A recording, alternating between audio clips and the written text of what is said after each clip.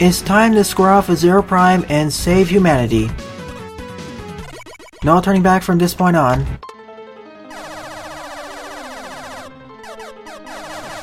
And Zero Prime has gotten a few upgrades compared to his previous encounter.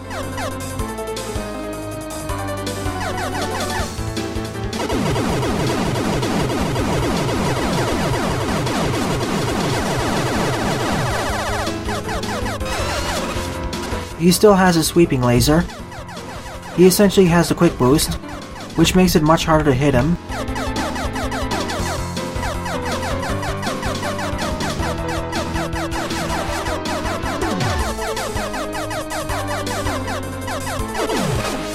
I mean, look at his health bar. It's only 2 pecks smaller than my energy bar. Plus it drains from the left instead of draining from the right, like all the other bosses do.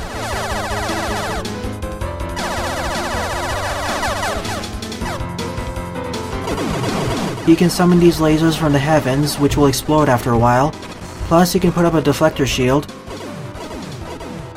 And he essentially has a longer range radial flash.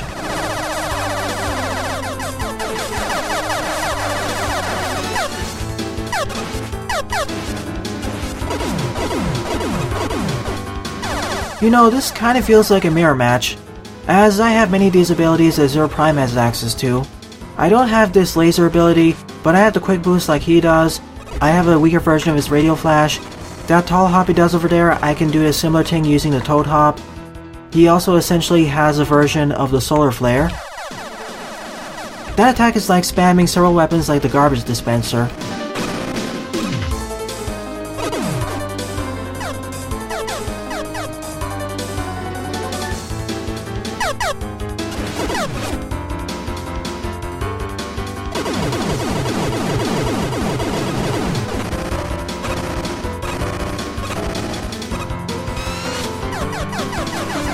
Even that laser attack from the heavens can be replicated by using a combination of bombs, like the Skull Bomb.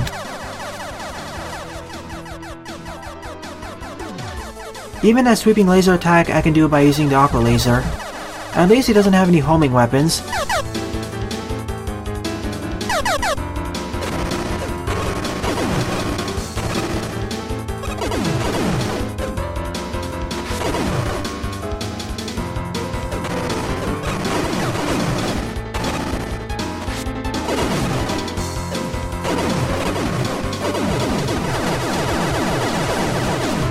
He seems to be rather weak against the Magma Bazooka.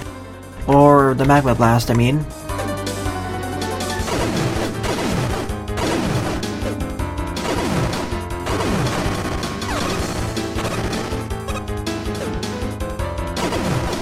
I just need to make sure it connects with him though. Easier said than done.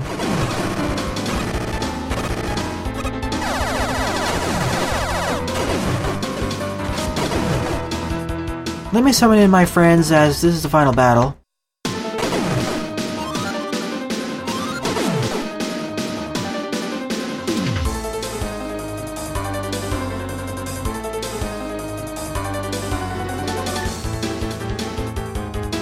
Will the Ice Needle work? I think the Flame Wall will work as well, because of how much he dashes around the place.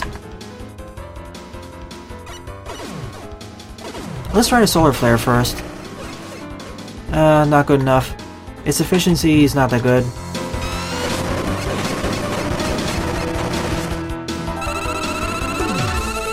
I think this will work well.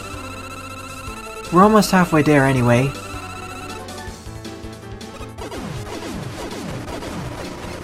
He needs to run into it though. It seems to be working, but in terms of efficiency, it's not the best.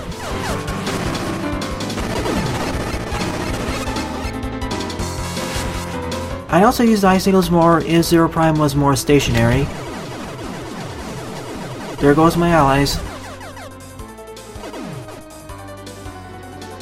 Maybe the Aqua Laser would work?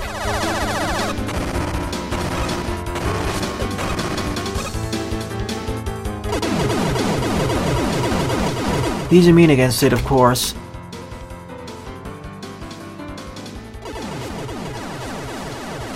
I'm trying to see what his weakness is. He probably doesn't have one, though.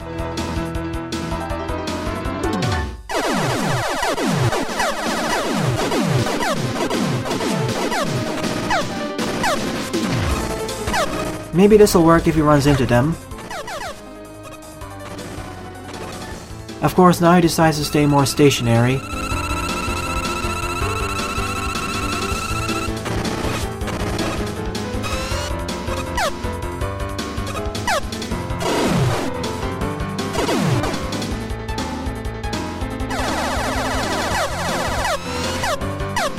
Just fill the arena with these bombs.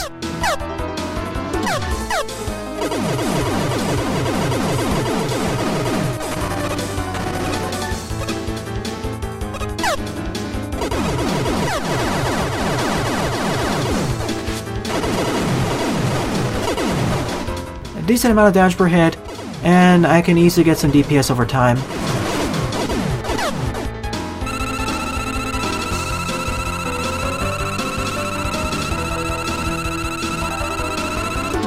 This boss battle would be much harder if I didn't have as much life and weapon energy. Although the amount of damage he's dealing with these attacks isn't that much, especially compared with the previous fortress bosses.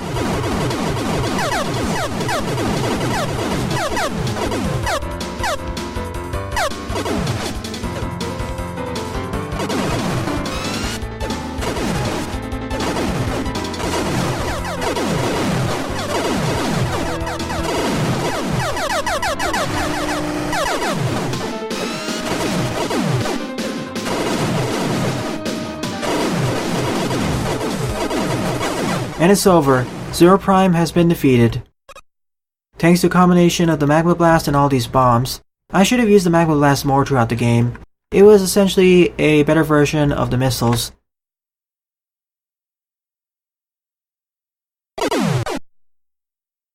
"51 out of 50, 102% completion. And that marks the end of Megaman 3D 2. So I believe this is a good time to give my overall thoughts on this game as a whole. First, let me start off with the good. Compared with its two predecessors, those being Megaman and Megacity and Megaman 3D, this was the most expansive and ambitious title. Not only did it have 13 facilities, it had one big open world city to explore, plus one final area. Although it was disappointingly small, but I'll get into that more later. Remember how I complained in the two predecessors that the areas/levels were too short? That was definitely fixed here. There were many upgrades, weaponry, and utilities to use. My favorite special weapons were the powered saw blades, the magma blast, the solar flare, and the elect blast. My favorite regular weapons to use were the ring shot and the Gemini laser, the former due to its homing properties, and the latter because it can multi-hit enemies. The other regular weapons weren't that shabby either. My favorite utility to use was definitely the quick boost, closely followed by the toad hop and the floating platforms, although the latter is a bit awkward to use. There is quite a bit of versatility in this game's arsenal of weapons and utilities, so that's a plus. And the fact that upgrades are scattered throughout the city and the facilities means that there's a reason to re-explore the facilities and the areas you already went through before, so you're able to collect bonus items and reach bosses you weren't able to before. It makes this game feel a lot more like a Metroidvania compared with its two predecessors, as well as being an open world title thanks to the city. This game certainly has a lot of interesting ideas. We've seen it with the weapons, the bosses, and the areas, but it has a lot of flaws bringing it down. But before that, let me get to what I was not so keen about. The story felt rather dark compared with the previous two titles, especially relative to the other Mega Man Classic games and fan games. I mean, in this game, most of humanity has gone extinct, plus most of the resources are expended. That's darker than almost any other Mega Man game in the franchise. The only other games that come close are the Mega Man Zero games. I feel this game's background didn't need to be as dark. Mega Man and Megacity and Mega Man 3D were dark enough, and the stakes were serious enough. Oh sure, it gives a good reason to destroy the Roadmasters, the Star Droids, and Zero Prime himself, but I feel it was too escalated compared to the Mega Man Classic series. But I suppose between this and Mega Man X, humans from other colonies in space came back to fix Earth. Now, on to what I didn't like about the game. First off, the camera. Long story short, it sucked. So if a pillar is in front of you, it'll immediately shift the camera's position so you can see Mega Man, but that can cause a bit of a headache and motion sickness over time. I wish it instead made the object semi-transparent, and so the camera didn't shift all around the place. Next up, new gimmicks were not introduced in safe environments. The game developers assumed you understood these gimmicks immediately as you encountered them.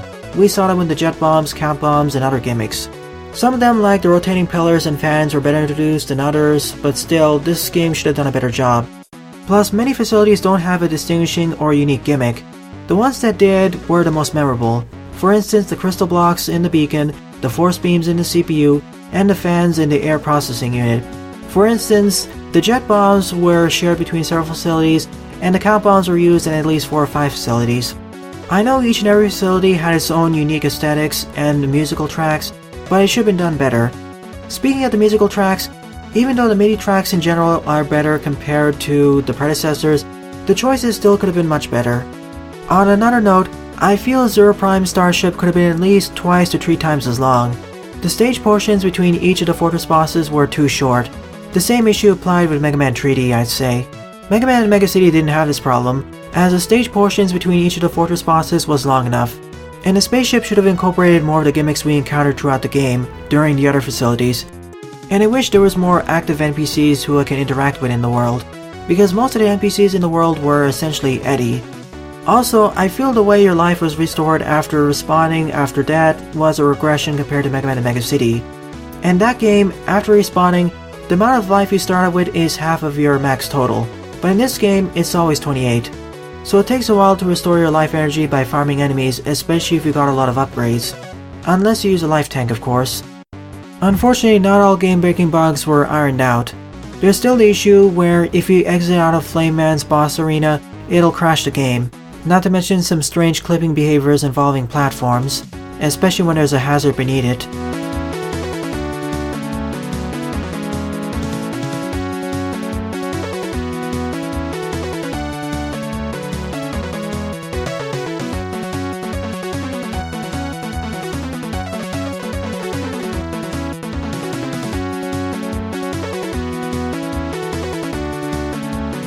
"102% completion, nice. You get it by defeating all 51 bosses in this game.